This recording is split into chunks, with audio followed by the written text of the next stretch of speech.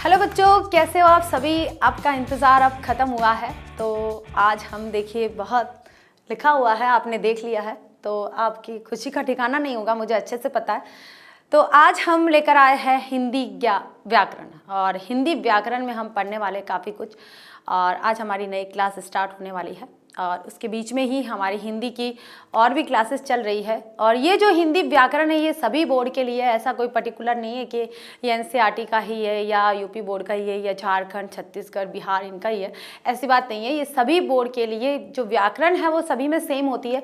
Topics जरूर कम हो जाते हैं कि किसी बोर्ड में ज़्यादा टॉपिक्स हो गए हैं, किसी में कम हो गए हैं, ऐसा ज़रूर हो जाता है, लेकिन चेंज नहीं होता है। क्योंकि चेंज और सिर्फ टेक्स्ट होती है, यानी कि जो आपके चैप्टर से जो बुक है, कहानी, निबंध इनकी है वो जरूर चेंज हो जाती है। अदरवाइज ये जो व्याकरण है ये कभी भी बदलती नहीं है, सेम टॉपिक रहता है। आपका टॉपिक है संधि, तो संधि सभी में एक तरह की ही होती है, एक तरह से ही पढ़ाई जाती है, अलग अलग तरह से उसको नहीं पढ़ाया जाता है। या फिर समास है या फिर कोई वर्ण के ऊपर कोई क्लास है या कोई भी हो, ठीक है, कोई उपसर्ग हो या कोई भी हो, छंद हो, अलंकार हो, रस हो, काव्य के दोष हो, काव्य के गुण हो, कोई भी हो, सभी एक तरह से ही पढ़ाए जाते हैं, सबके एक ही नियम है। क्योंकि व्याकरण तो एक ही है ना, अलग अलग टॉपिक जरूर हो सकते हैं, उसके बिंदु अलग अलग जरूर ले लिए हैं, लेकिन व्याकरण एक ही है। तो आज हम हमारी नई यात्रा शुरू करने जा रहे हैं। हिंदी व्याकरण की यात्रा आज शुभारंभ हो चुका है।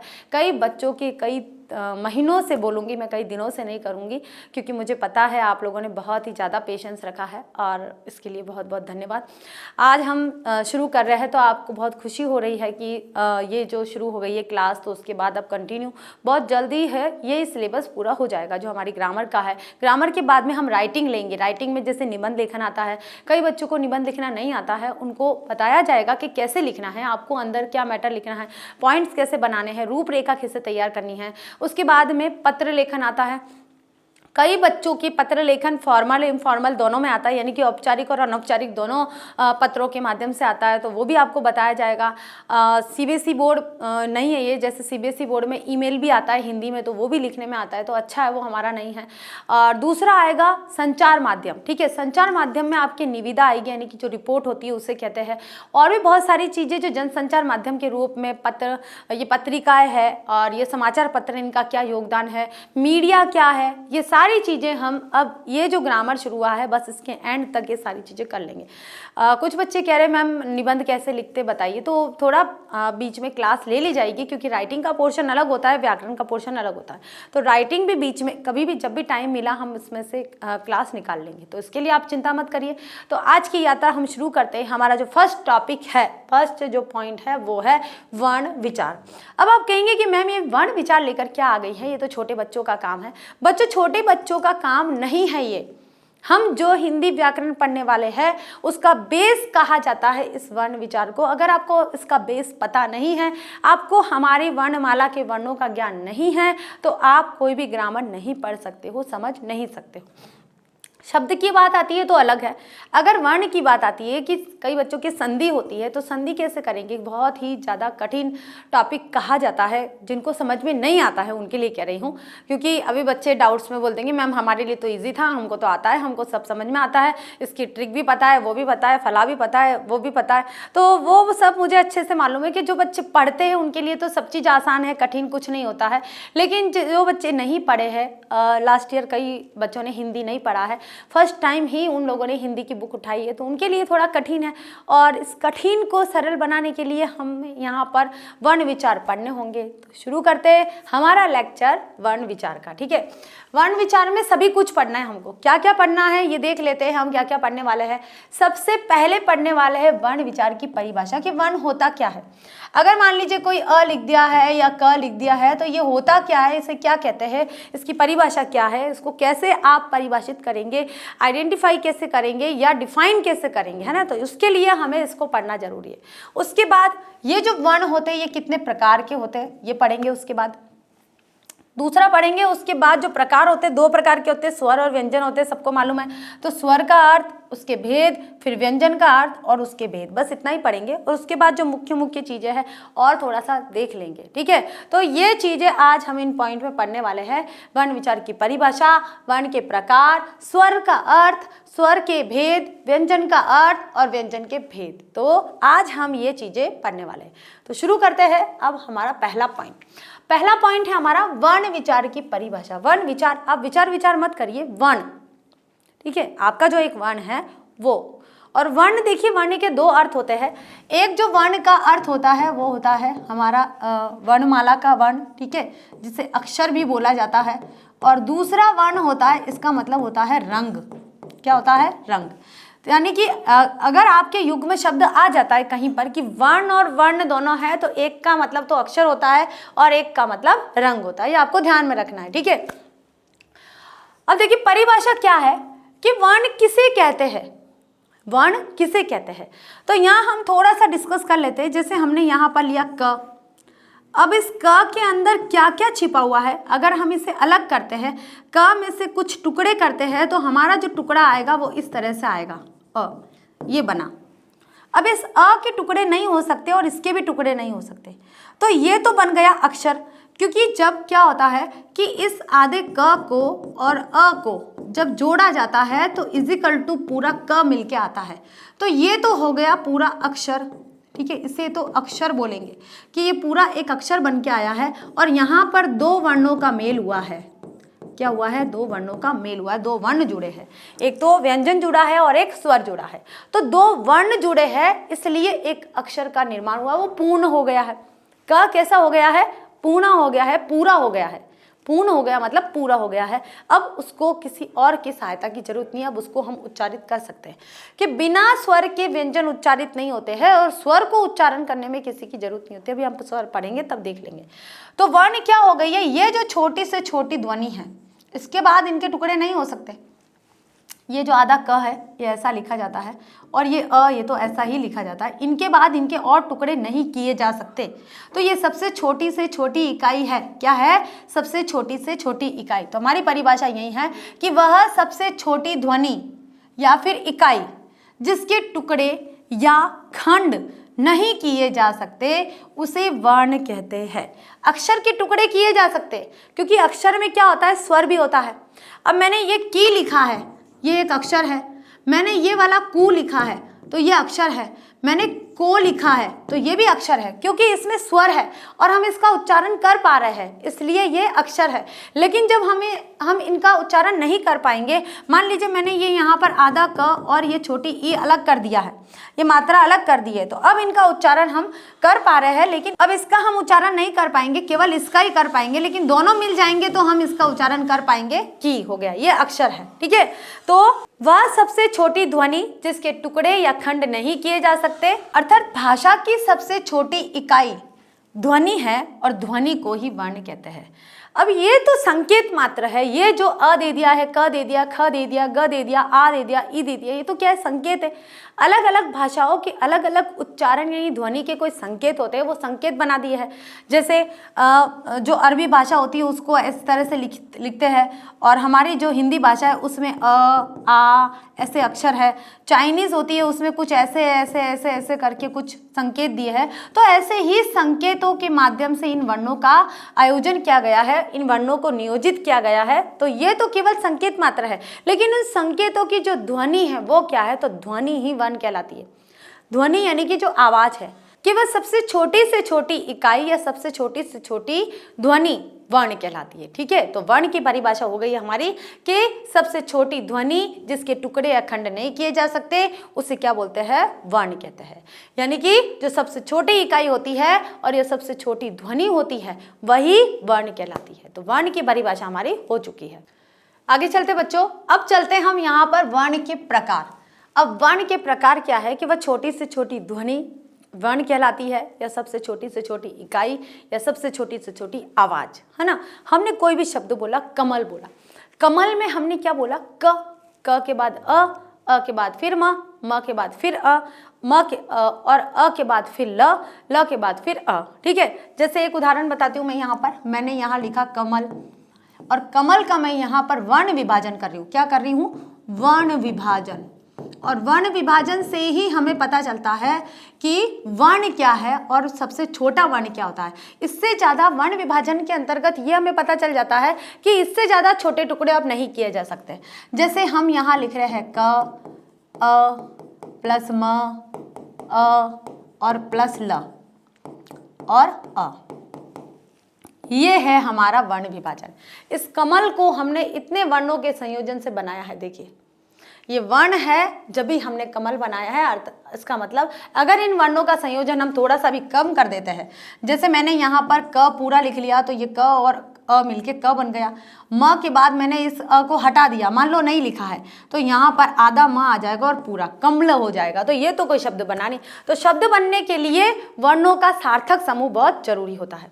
अब देखिए जो वर्ण है उसके कितने भेद होते हैं, दो प्रकार के होते हैं। हिंदी में दो प्रकार के वर्ण होते हैं, स्वर और व्यंजन। क्या क्या होते हैं, स्वर और व्यंजन। अब स्वर क्या होते हैं, व्यंजन क्या होता है, ये भी हम देखते हैं। स्वर का अर्थ, स्वर क्या है, ऐसी ध्वनियां जिनका उच्चारण करते समय अन्य, यही पॉइंट है, अन्य किसी ध्वनि की सहायता न हो उसे स्वर कहते हैं। ठीक है, अन्य किसी ध्वनि, ध्वनि का मतलब आवाज, आवाज का मतलब और कोई वर्ण। स्वर वे होते हैं जिनको किसी और ध्वनि की आवश्यकता नहीं होती है। अब देखिए यहाँ मैंने कमल लिखा था, आपने ध्यान दिया थोड़ा सा क्या, कि जब मैंने कमल लिखा था तो क में मैंने आधा बनाया और प्लस अ को मैंने पूरा बनाया था, फिर म को मैंने आधा बनाया और फिर मैंने अ को पूरा बनाया था, उसके बाद ल को मैंने आधा बनाया और फिर मैंने अ को पूरा बनाया। तो अ के और टुकड़े नहीं हो पा रहे क्योंकि ये अपने आप में पूरा है। क आधा है, म आधा है और ल आधा है, लेकिन ये जो अ है ये अपने आप में पूरे है। तो अ क्या है, स्वर है। व्यंजनों के साथ में स्वर लगता है तभी व्यंजन उच्चारित किए जाते हैं, लेकिन स्वर को उच्चारित करने के लिए किसी और वर्ण की या व्यंजन की या विसर्ग की या किसी भी वर्ण की आवश्यकता नहीं होती है। ये स्वतंत्र होते हैं, ये मुक्त होते हैं, ये आज़ाद होते हैं और अपने आप में पूर्ण होते हैं। कैसे होते हैं, पूर्ण होते हैं। तो हम यहाँ पर इन्हें और भी लिख सकते हैं कि स्वर कैसे होते हैं। पहला आता है स्वतंत्र होते हैं, दूसरे होते हैं मुक्त होते हैं, तीसरा होता है अपने आप में पूर्ण होते हैं। ठीक है, स्वतंत्र होते हैं, मुक्त होते हैं और पूर्ण होते हैं, इन्हें किसी की आवश्यकता नहीं होती है। अब स्वर की संख्या कितनी होती है, हिंदी भाषा में स्वर 11 होते हैं और संस्कृत भाषा में जो स्वर होते हैं वो 13 होते हैं। अब 11 स्वर कौन कौन से होते हैं, यहाँ देखेंगे कि स्वर आपने एक साथ देखे होंगे कि स्वर 11 कितने कैसे होते हैं। पहला ले लिया हमने अ, इसका स जाति वर्ण आ, एक ही जाति का है, देखिए ठीक है, 4 वर्ण ऐसे आएंगे जो एक ही जाति के होंगे। दूसरा ले लिया हमने आ, तीसरा हमने ई और बड़ा बड़ी ई, उसके बाद ऊ और ये बड़ा ऊ, उसके बाद री, ये ऋषि ऋषि यहाँ पर आ जाएगा, उसके बाद आ जाएगा ए और यहाँ पर आ जाएगा ए। ठीक है, ए और ए बोलने में थोड़ा सा बहुत सा फर्क है। उसके बाद आ जाएगा ओ और यहाँ पर आ जाएगा हमारा औ। ठीक है, औ। तो कितने हो गए, 1 2 3 4 5 6 7 8 9 10 11। अब कई बच्चे कहेंगे कि मैम ये कहाँ चला गया और ये कहाँ चला गया। तो ये तो हो गया भाई अनुस्वार, क्या हो गया ये अनुस्वार, और ये हो गया हमारा विसर्ग। तो इसे क्या बोलते हैं, अनुस्वार, क्योंकि अंक की बिंदी लगती है और अंक की बिंदी पंचम अक्षर में भी लगती है जब हम व्यंजन पढ़ेंगे तब। और ये है अह, अह को का अ और ह दोनों मिलके बनते हैं, इसलिए इसे विसर्ग बोलते हैं। तो विसर्ग का उच्चारण अह ही होता है। तो ये दोनों आयोग वा में आ जाते हैं। कौन से वर्णों में आ जाते हैं, आयोग वा में आ जाते हैं। मैं इनको थोड़ा सा तरीके से लिख लेती हूँ ताकि आपको ध्यान रहे। आयोग वाहा,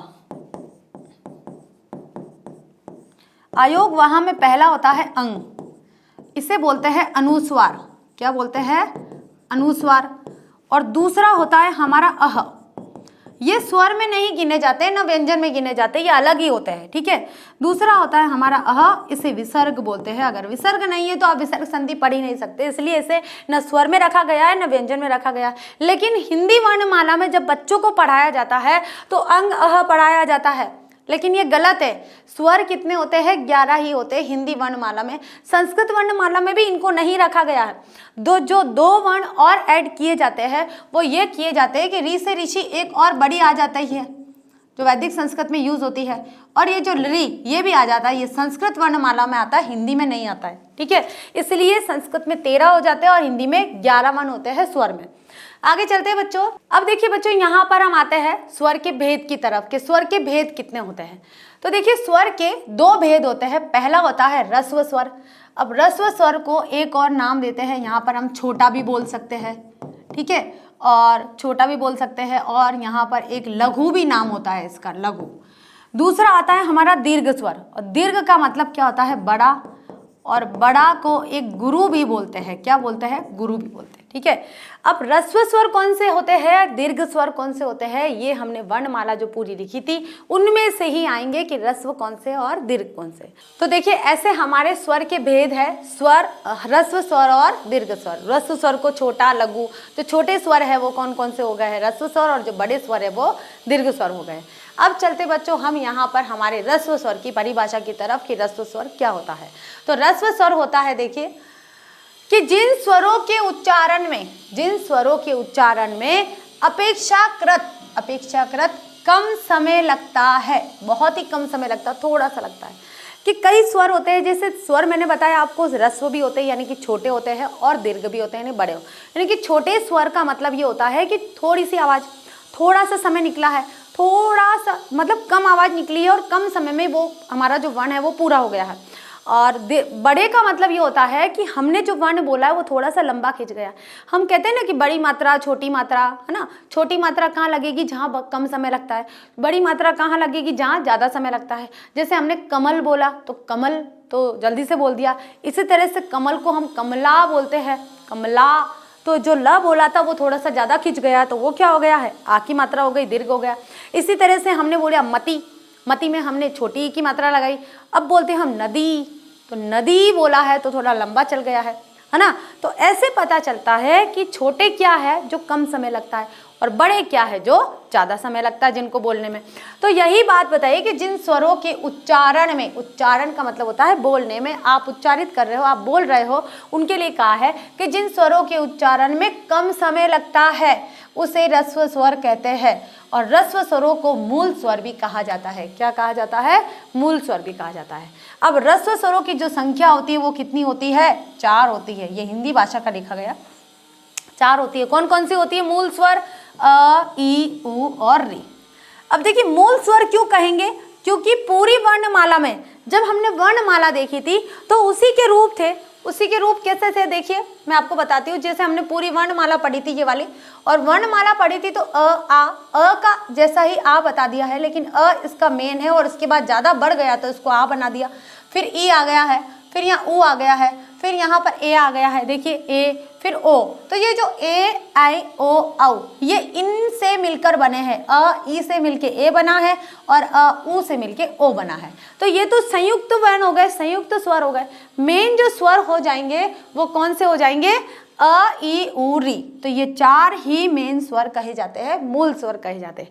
बाकी स्वर इनके द्वारा, इनके आगे से बने हैं। आगे चलते हैं बच्चों। अब आता है दीर्घ स्वर।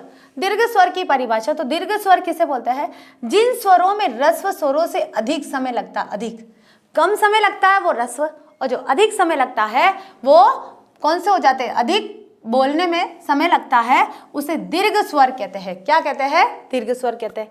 और दीर्घ स्वरों की संख्या कितनी होती है, 7 होती है। ये हिंदी भाषा में लिखी गई है। एक बार मैं आपको हिंदी भाषा में गिनती भी बताऊंगी कि गिनती कैसे लिखते हैं। 10 तक बता देंगे तो आप आराम से फिर बना सकते हैं।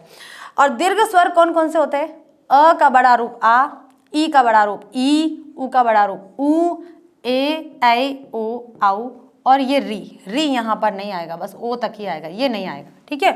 तो ये हमारे 7 स्वर है, 1 2 3 4 5 6 7, ठीक है। ये 7 स्वर यहाँ पर आ गए हैं।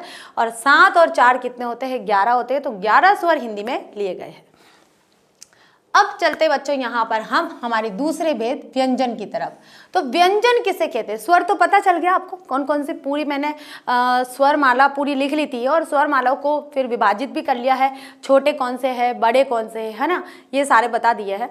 अब चलते हम यहाँ पर व्यंजन की तरफ। अब व्यंजन की परिभाषा क्या है कि जो ध्वनियाँ, ध्वनिया का मतलब क्या होता है, इकाई, आप इकाई भी बोल सकते हो, ठीक है।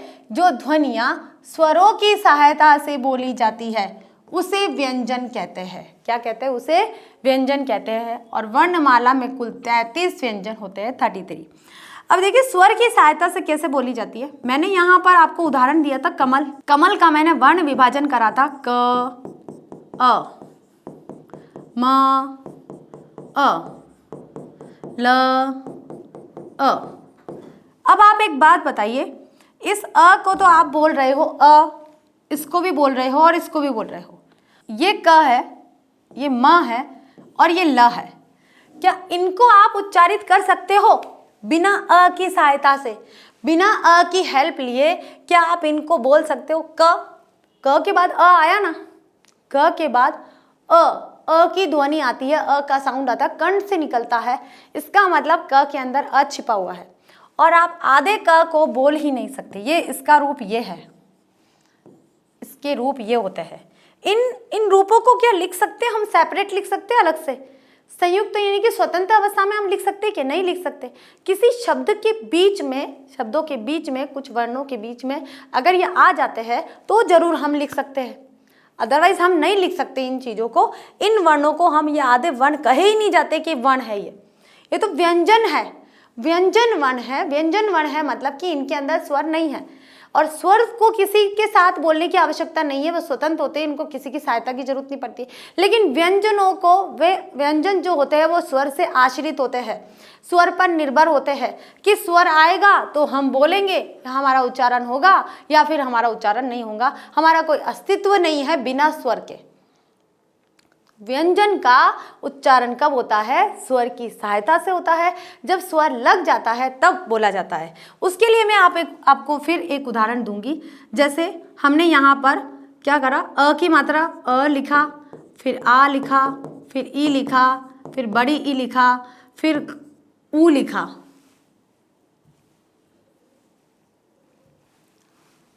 ऊ लिखा, बड़ा ऊ लिखा, री लिखा, ए, फिर आए, ओ और औ, है ना। अब हम इस क को ले लेते हैं, क जो व्यंजन है, इसमें इन सब की मात्रा लगाएंगे। देखिए मात्रा लगाएंगे तब ही ये क, फिर ये का, फिर ये की, फिर ये की, फिर कू और फिर कू, ये क्री, के, कै, को और कौ। समझ में आया सभी को? क्या समझ में आया कि स्वर लिखे हैं और स्वर को जोड़ा है तभी ये क उच्चारित किया जा रहा है अलग अलग स्वर के साउंड में। इसका मतलब क्या है कि स्वर का उच्चारण हो रहा है और थोड़ा सा व्यंजन का भाग ले लिया बस। को साउंड तो ओ का आया है, के साउंड किसका आया? के का आया है, कु साउंड ऊ का आया है ना। क का तो कोई सेपरेट साउंड है ही नहीं, तो हम कैसे उच्चारित करेंगे? तो यही बात मैं बताना चाह रही हूँ कि जो व्यंजन होता है ये व्यंजन है। क्या है? व्यंजन है। इस व्यंजन का उच्चारण स्वर की सहायता से ही हो सकता है, स्वर के बिना इसका उच्चारण नहीं होता है। और ये कितने होते हैं? ये कुल 33 होते हैं। अब देखेंगे हम यहाँ पर कि जो व्यंजन 33 व्यंजन है, जो व्यंजन 33 है वो कौन कौन से है। ठीक है, आप सबने स्कूल में जब छोटे होंगे तब क्या लिखा होगा? ऐसे लिखा होगा क ख। हमें कौन सिखाता है? हमें कोई नहीं सिखाता कि आप इसको हलंत के साथ लिखिए। छोटे बच्चों को अगर ऐसे सिखाएंगे तो कंफ्यूज हो जाएंगे, है ना। लेकिन हम यहाँ पर लिखेंगे क ख ग घ अंग, इसे अंग बोलते हैं, ध्यान रखना इसको। फिर च छ ज छ और इया, इसे इया बोला जाता है, हलंत लगा दिया। ट ठ ड ढ अणा, अब ये है अणा। ठीक है, फिर हलंत लगा दिया। त थ द ध और ना, फिर हलंत। उसके बाद आ गया प फ ब भ और म, फिर हलंत य र ल और व, यहीं तक आएंगे ये, इसके आगे नहीं। फिर यहाँ आ जाएगा श श स और ह। ठीक है, यहाँ तक आ गया। उसके बाद हम और लिखते हैं, ये तो हमारे व्यंजन है। उसके बाद हम लिखते हैं श त्र य, बस यहीं तक सिखाते हैं। ये हमारी व्यंजन वर्णमाला है।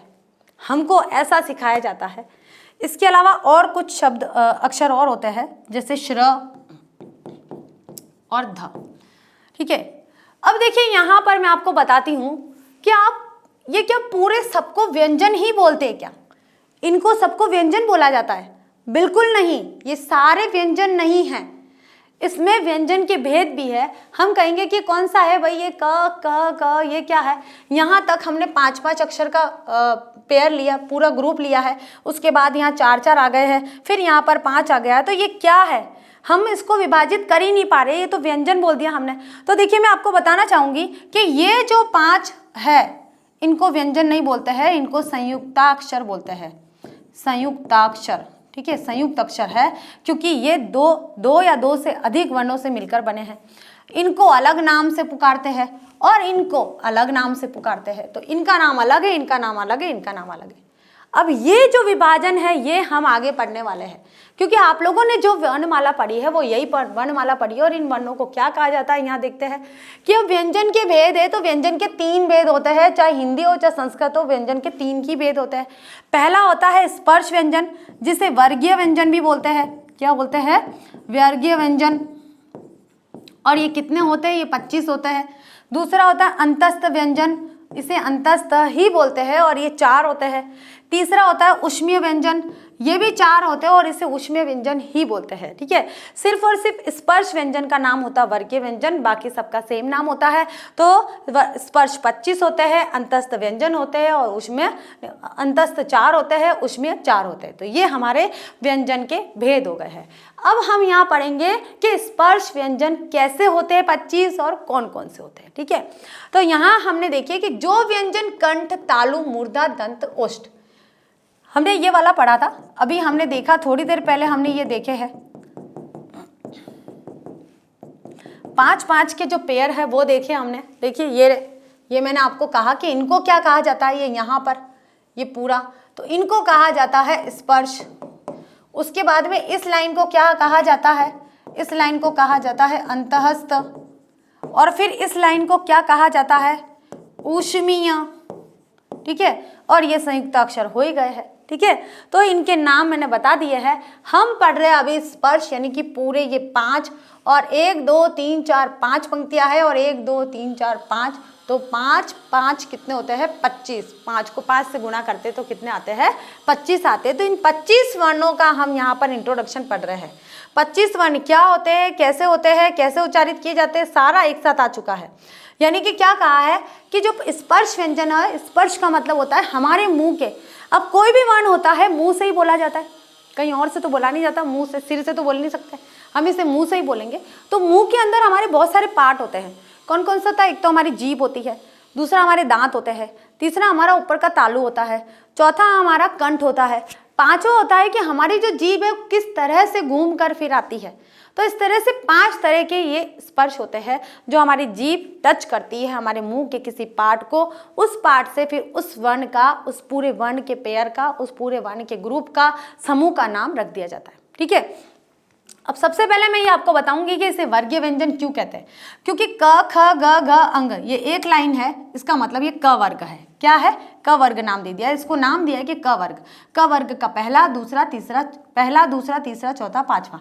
आपको याद रखना है, पहला क है, दूसरा ख है, तीसरा ग है, चौथा घ है और पांचवा अंग है। ठीक है, आगे देखिए, आपको याद रखना है च वर्ग। च वर्ग में भी आपको ये सीक्वेंस जो है, क्रम, वो आपको याद रखना है। ज का क्रम झ में नहीं जाएगा और झ का क्रम ज में नहीं जाएगा, ये ऐसे ही रहेंगे कि च के बाद छ, छ के बाद ज के बाद झ के बाद यही आएगा, ये आपको याद रखना है। तो इसका नाम क्या हो गया? च वर्ग। जो क से शुरू हुआ है वो क वर्ग, जो च से शुरू हुआ वो च वर्ग, उसके बाद ट वर्ग, उसके बाद त वर्ग और उसके बाद प वर्ग। वर्ग गिने गए हैं, इसलिए इन्हें क्या कहा गया है? वर्गीय व्यंजन भी कहा गया है। क्या कहा गया है? वर्गीय व्यंजन, जो मैंने आपको बताया था। वर्गीय व्यंजन क्यों कहा जाता है? क्योंकि इनको वर्गों में बांटा गया। और वर्ग कितने होते हैं? 5 होते हैं। प्रत्येक वर्ग में कितने वर्ण होते हैं? 5 वर्ण होते हैं। ठीक है, इसलिए 5 5 25 हो गए, यानी कि 25 हो गए हैं। अब ये जो वर्ग है कहाँ से बोले जाते हैं? कंठ से बोले जाते हैं, तालु से बोले जाते हैं, मूर्धा से बोले जाते हैं, दंत से बोले जाते हैं और ओष्ठ से बोले जाते हैं। आदि स्थानों के स्पर्श, स्पर्श क्या होता है? छू देते हैं, टच होते हैं, इसलिए स्पर्श वाला बोले जाते हैं वे स्पर्श व्यंजन कहलाते हैं और इनको वर्गीय व्यंजन भी कहते हैं। इसके अंतर्गत क से म तक आता है, क से लेके म तक के वर्ण आ जाते हैं, वर्ण आते हैं। इसमें कुल 25 स्पर्श व्यंजन है और ये स्पर्श व्यंजन इस तरह से देखो। अब यहाँ मैं आपको बताऊंगी कि कंठ क्या होता है। कंठ होता है हमारा यहाँ का स्थान, अंदर वाला है ना, ये वाला नहीं। जब हमारे मुंह के अंदर ये वाला जो भाग होता है, यहाँ से आवाज निकलती है और मुंह का कोई पार्ट टच नहीं होता है और फिर वहां से जो वर्ण उच्चारित किए जाते हैं उसे क्या बोलते हैं, कंठ। तो कंठ से कौन सा उच्चारित किया जाता है, क वर्ग। क वर्ग उच्चारण करके देखो एक बार, क ख ग घ अंग।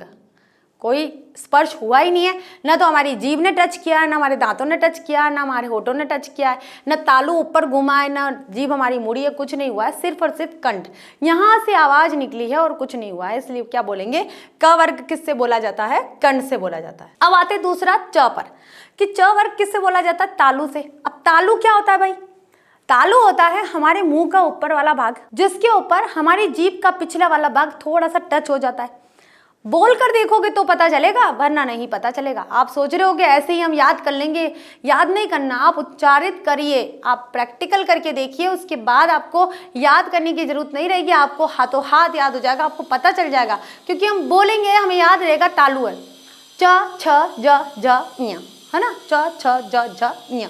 ये सारे कहाँ से बोले जाते हैं, तालू से बोले जाते हैं। तो ये नंबर 1, ये नंबर 2 हो गया। तीसरा आता है हमारा मूर्धा। मूर्धा का मतलब आप सोच लो मुड़ गया, मूर्धा यानी मुड़ गया। हमारी जीभ ऊपर की साइड मुड़ने के बाद में धक्के के साथ बाहर आती है और फिर जो वर्ण उच्चारित होते हैं वो मूर्धा से होते हैं। जैसे ट ठ ड ढ अण, जैसे आप उच्चारण करोगे आपको पता चल जाएगा कि यही हो रहा है, कहीं लिखा हुआ नहीं है। हमें तो उच्चारण करना, उच्चारण से प्रैक्टिकल करना, प्रैक्टिकल से हमें याद करना, बस रटना कुछ नहीं है। तो ट ठ ड ढ अण। तीसरा आता है हमारा दंत, यानी चौथा आता है हमारा दंत। दंत यानी त वर्ग जो होता है दांत से बोला जाता है, त थ द ध न आ गया। पांचवा आता है हमारा ओष्ठ, यानी कि होठों से बोला जाता है, प फ ब भ प। ठीक है, तो ये सारे स्पर्श व्यंजन है, वर्गीय व्यंजन है। आगे चलते हैं हमारे अंतस्थ। अंतस्थ क्या होता है कि जिन व्यंजनों का उच्चारण जीभ, तालू, दांत, ओष्ठ के परस्पर सटाने से होता है उन्हें अंतस्थ व्यंजन कहते हैं। एक परिभाषा ये भी है, ये लिखी गई परिभाषा है कि दांत, जैसे हमने बोला य र ल व सटाने से, तो सबको नहीं सटाया गया है। हम इसे बोल सकते हैं कि हम आंतरिक, हमारे जो व्यंजन, हमारे जो वर्ण है वो बोलने के बाद अंदर ही रह जाते हैं, बाहर नहीं आते हैं, बाहर नहीं आ रहे हैं, हमने अंदर बोला है। य र, हमारे जो पेट है उसमें थोड़ी सी हरकत होती है जब हम बोलते हैं, य र ल व बोला है तो हमारे अंदर ही हरकत हुई है, उस हरकत के कारण उन्हें क्या बोला जाता है, अंतस्तः, जो अंदर स्थित होते हैं। अंतस्थ का मतलब क्या होता है, जो अंदर स्थित होते हैं। कौन कौन से होते हैं, य र ल व। आगे चलते बच्चों, हमारे अगला है ऊष्मीय व्यंजन। ऊष्मीय व्यंजन क्या होता है कि जिससे ऊष्मा निकलती है। मैं तो ऐसे ही याद करती हूँ और ऐसे ही याद करवाती हूँ कि जहाँ हम जिन वर्णों को बोलने से ऊष्मा निकलती है, अधिक मात्रा में ऊष्मा निकलती है, भाप निकलती है, वे ऊष्मीय व्यंजन कहलाते हैं। कि जिन व्यंजनों का उच्चारण किसी रगड़ या घर्षण से उत्पन्न ऊष्म वायु, ऊष्म वायु, ऊष्म कैसी होती है, गरम, गरम वायु से होता है, वे ऊष्मीय व्यंजन कहते हैं। उन्हें क्या कहते हैं, ऊष्मीय व्यंजन। और ऊष्मीय व्यंजन की संख्या भी कितनी होती है, 4 होती है। श श श ह, श श स ह, ये आपको याद रखना है बस, और कुछ नहीं करना है, क्योंकि जब हम संधि पढ़ेंगे तो ये वर्ण बहुत जरूरी है। आगे चलते हैं बच्चों, अब हमारी वर्णमाला तो पूरी हो गई, क्योंकि अंग और अह और इनका तो कोई रोल है ही नहीं है, हमने देख लिया था कि ह तक देख लिया है। ह के बाद में हमारा आता है क्षत्रिय, श क्षत्रिय, त्र त्रिशूल, ज्ञानी, श्रवण और ध विद्यालय वाला। ठीक है, तो अब देखते हैं यहाँ पर हमारे संयुक्त अक्षर किसे बोलते हैं। मैंने आपको बताया था कि वर्गीय व्यंजन अलग है, अंतस्थ अलग है, ऊष्मीय अलग है और संयुक्त अक्षर अलग है। तो संयुक्त अक्षर कौन कौन से होते हैं, या दो से अधिक व्यंजनों के संयोग से बनते हैं। और हिंदी में संयुक्त अक्षर 3 माने गए हैं। तीन तो यहाँ लिखे गए हैं, लेकिन हमने यहाँ 2 एक्स्ट्रा और लेकर आए हैं। ठीक है, हिंदी में 3 ही संयुक्त अक्षर लिखे जाते हैं, अक्षत्रज्ञ, लेकिन इनका भी प्रयोग होता है, इसलिए ये भी बता दिए गए हैं कि कैसे इनका योग हुआ है। जो श है, आप कभी इंग्लिश में श लिखते हैं, जैसे क्षत्रिय लिखते हैं। ठीक है, तो आप इंग्लिश में कहाँ से स्पेलिंग शुरू करेंगे, के से। क्यों करेंगे, के से ही स्टार्ट होती है। कभी भी देखना KSH ये शुरू होता है, KSH, ठीक है। तो ये जो KSH है ये किसको बता रहा है कि क और श को बता रहा है। उसके बाद में ए लग जाएगा, इसका मतलब पूरा श हो गया, और अगर पूरा श नहीं है तो केवल ऐसा, ठीक है। केवल अगर अ नहीं है इसका मतलब ऐसा है, और अ जोड़ दिया है तो इसमें ये लाइन जोड़ दो, ये पूरा श हो जाएगा। तो क आधा श और अ, इन दोनों से मिलकर क्या बनता है, श बनता है। उसके बाद त्र। अब त्र में हमने कैसे उच्चारित करा, त्र, त बोल के र फिर अ, ठीक है, त बोल के र फिर अ। तो व्यंजन तो आधे ही होते हैं, पूरे होते ही नहीं है जब तक स्वर न लगे। तो अलग अलग जगह स्वर न लगा के त र अ ऐसे लगा दिया है, तो ये क्या बन गया है, त्र बन गया। आधा त आधा र और अ। अब चलते हैं ज्ञ। अब देखिए हम इसे ज्ञ बोलते हैं, लेकिन इसका शुद्ध उच्चारण जो है वो है ज। क्या है, ज्य। ज्य में कैसा है कि आधा ज और इय, तो ज्य में फिर अ जोड़ दो तो ये बन गया हमारा ज्य। आगे चलते हैं श्र। अब ये श्र भी हम कैसे लिखते हैं, SHRA, SHRA ये हो गया श्र। तो यहाँ पर SH के लिए हो गया श, और R के लिए र, और A के लिए अ। तो इसी तरह से हमारा यहाँ हो गया श्र, ठीक है। ये श्रवण वाला श्र है। आगे आता है ध। ये ध, इस ध का जो यूज होता है वो आधे द और य से होता है, य के अंदर अ जुड़ा हुआ होता है। तो हो गया आधा द आधा य और अ। तो ये बन गया हमारा आधा, ये ध से विद्यालय वाला जो ध है। क्योंकि कई बार आप देखते हैं आपको अगर ध बनाना नहीं आता है, जिन बच्चों को ऐसा बनाना नहीं आता है, विद्यालय में ऐसा विद्यालय बनाते कई बार, ठीक है, ये गलत है। और कई बच्चे ऐसा नहीं बनाते हैं तो ऐसा विद्यालय बनाते हैं, तो ये विघालय हो गया, ये भी गलत है, ये भी गलत है। शुद्ध भाषा में अगर आपको ऐसा विद्यालय बनाना नहीं आता है तो आप इसको ऐसा बना सकते हैं, ऐसा आप इसको ऐसा लिख सकते हैं विद्यालय, ठीक है। ऐसे ही यद्यपि भी लिखा जाता है, यद्यपि, आप ऐसा यद्यपि लिखो या फिर यद्यपि लिखो, एक ही बात है, आपका ये सही माना जाएगा। ऊपर वाला लिखा या नीचे वाला, दोनों सही माना जाएगा। तो ये है हमारे संयुक्त अक्षर। संयुक्त अक्षर दो या दो से अधिक व्यंजन और स्वर से मिलकर बनते हैं। तो देखिए बच्चों, आज हमारी यहाँ पर वर्णमाला को लेकर जो क्लास थी वो पूरी हो गई है। अब हम नेक्स्ट क्लास से जो भी हमारे टॉपिक्स है ग्रामर के, मेन जो टॉपिक है पहले उनको ले लेंगे, ताकि जो जिनके पेपर है उनके पेपर के अकॉर्डिंग वो पढ़ सके। तो अगली क्लास में हम एक अच्छा सा टॉपिक लेकर फिर से हाजिर होते हैं। तब तक के लिए थैंक यू।